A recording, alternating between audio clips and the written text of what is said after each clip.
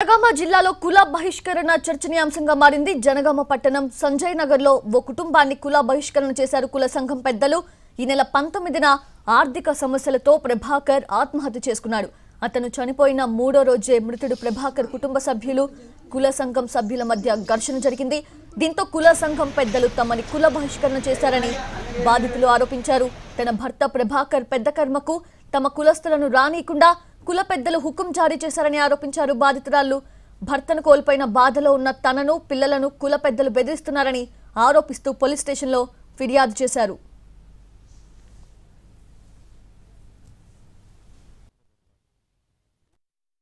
రావద్దని చెప్పి ఫోన్లు కూడా వేసిరు. నాకు నీ ఇంటికి ఎవరు రావద్దంట, నీ ఎవరం ఉండొద్దంట, ఏ ఊరు కూడా ఉతుకొద్దంట, నీ ఇంటికి వస్తే మా పనులు పోతాయని అందరి నన్ను భయపెట్టించిండ్రు.